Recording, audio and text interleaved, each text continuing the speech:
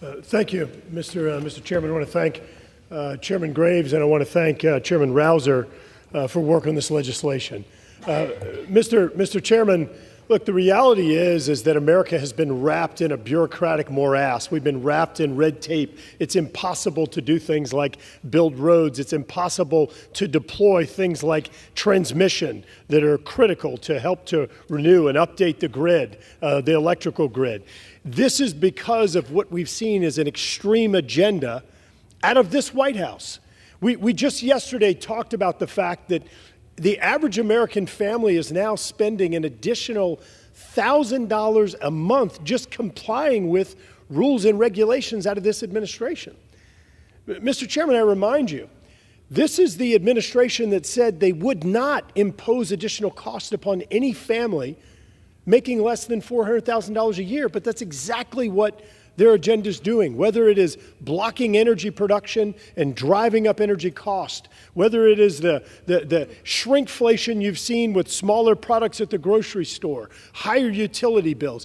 Every American family is facing this new hidden tax. What Chairman Graves and Chairman Rouser have done is they brought together a bill that brings common sense to the Clean Water Act process. Look, I represent South Louisiana. We live at the bottom of one of the largest watersheds in the world, and certainly the largest watershed in the United States. We go from Montana to New York to Canada and drain all this area.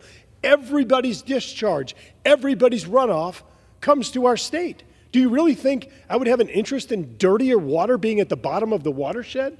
Being in the area that has some of the greatest commercial fisheries in the continental United States, one of the biggest recreational fishing destinations in this country? No, it doesn't make any sense.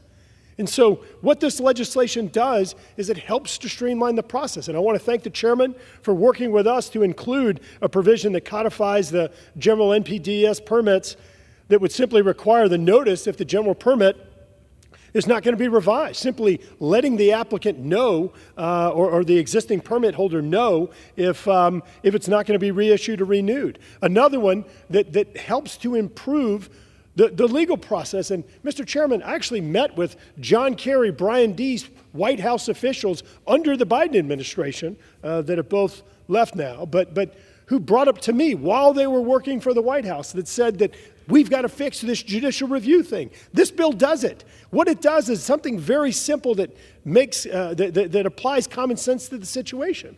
It says that, yeah, that's fine. You can file a lawsuit if you have a problem with the decision that was made, but you first have to try to participate and resolve your issue in the public comment process, in the public participation process, rather than waiting for the record of decision, standing out there on the outsides, filing a lawsuit just as a delay tactic. These are not helpful tactics. To the contrary, these are malicious tactics. And I appreciate the inclusion of that because that moves in the right direction. Look, in closing, Mr. Chairman, this entire bill builds upon the incredible work that was done in the revisions or the improvements, the modernization to the National Environmental Policy Act that President Biden signed into law back in June.